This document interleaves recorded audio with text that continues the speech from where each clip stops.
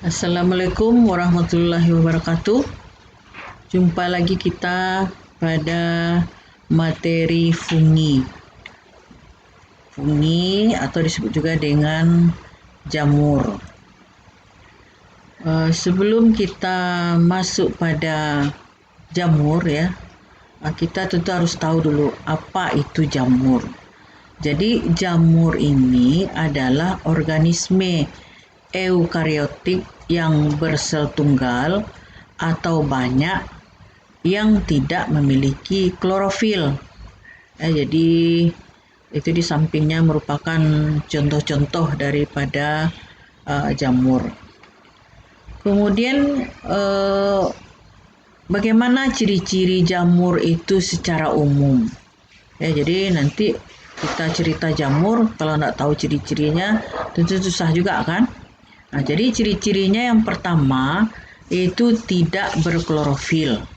Jadi kalau tidak berklorofil berarti tidak bisa membuat makanan sendiri atau tidak bisa melakukan fotosintesis. Makanya dia itu bersifat sapropit atau parasit. Sapropit maksudnya adalah jamur itu hidup pada sisa-sisa organik, misalnya pada bangkai, pada kayu lapuk. Jadi di sana dia itu nanti akan menguraikan sisa-sisa organik itu dan akan menyerapnya sebagai makanan bagi jamur ini. Atau parasit. Parasit dia ini hidup pada organisme lain atau menumpang pada organisme lain, tapi makanannya diambil dari tempat dia menumpang, makanya dia itu disebut dengan parasit. Yang kedua, ciri-cirinya adalah eukariotik.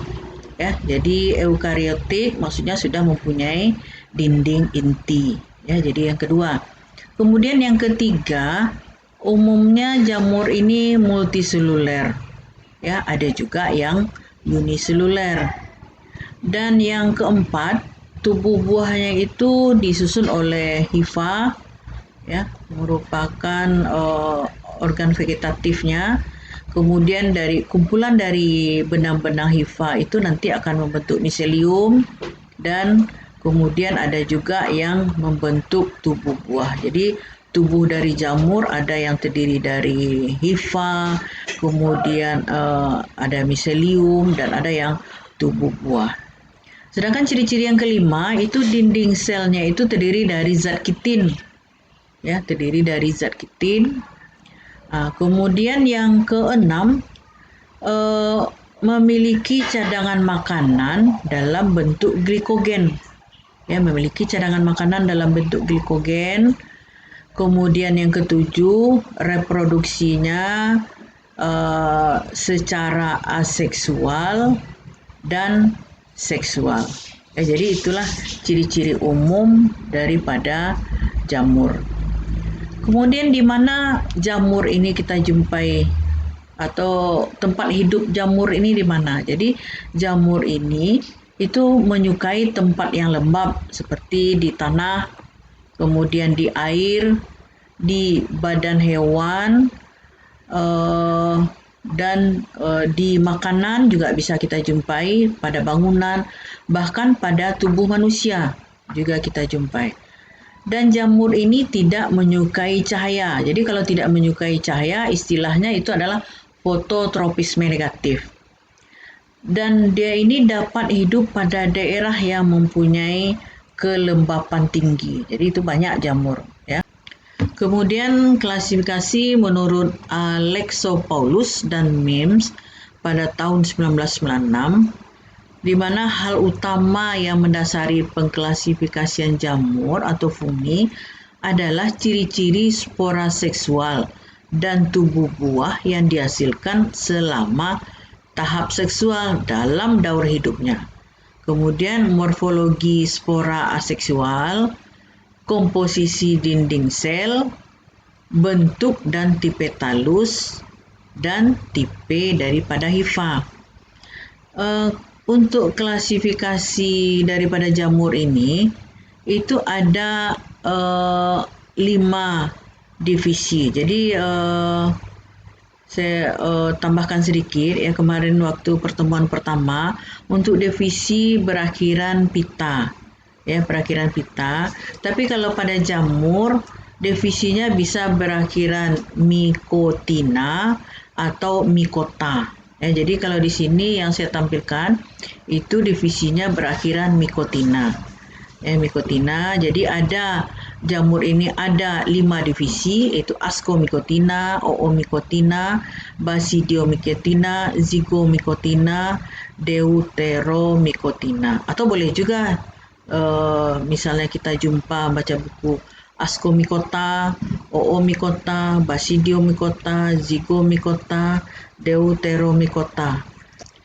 Jadi pertemuan kita kali ini itu membahas 3 divisi atau 3 kelas, ya. Yang pertama yaitu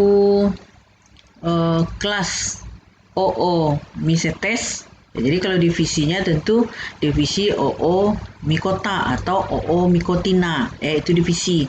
Tapi kalau pada jamur, kalau berakhiran mycetes di belakang, itu menandakan dia itu kelas. Kemudian kalau kelas Oomycetes ini itu adalah jamur, ya, yang merupakan kelompok protista uniseluler dan berfilamen. Kemudian kelas yang kedua itu adalah Zygomycetes. Zygomycetes ini merupakan jamur yang tidak bersekat. Dan kelas ketiga itu adalah Deuteromycetes. Itu merupakan jamur yang tidak sempurna. Sekarang kita lihat ciri-ciri dari masing-masing kelas. Kita mulai kelas yang pertama, yaitu kelas Zygomycetes. Ya, ciri-ciri dari Zygomycetes ini, yang pertama itu merupakan jamur yang hidup secara sapropit atau parasit.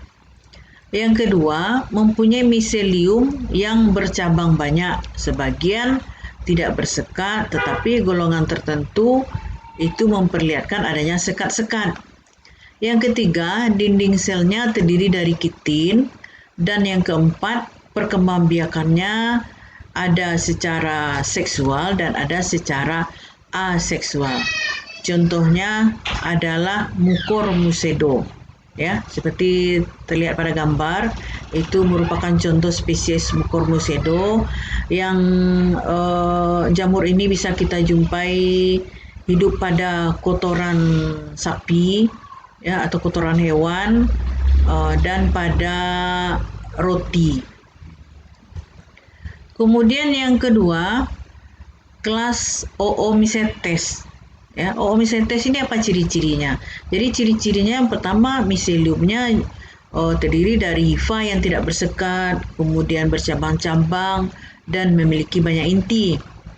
Yang kedua, sebagian hidup di air dan sebagian hidup di darat. Yang ketiga, kelas Oomycetes ini hidup atau tumbuh pada kondisi dengan kelembapan yang tinggi dan berair. Yang keempat, dinding selnya itu terbuat dari selulosa. Yang kelima, hidupnya secara parasit dan sapropit. Kemudian perkembangbiakannya secara vegetatif. Bagi yang hidup di air itu menggunakan zoospora. Sedangkan yang hidup di darat itu dengan menggunakan sporangium dan conidium. Yang ketujuh, perkembangbiakannya secara generatif itu dengan cara oogenida. Jadi contoh daripada Oomycetes ini terlihat pada gambar, itu adalah Saprolegnia yang hidup di air, kemudian Phytophthora sp. Jadi ini biasanya merusak tanaman budidaya. Kemudian yang ketiga, kelas yang ketiga adalah Deuteromycetes. Ciri-ciri daripada Deuteromycetes ini, yang pertama memiliki hifa bersekat.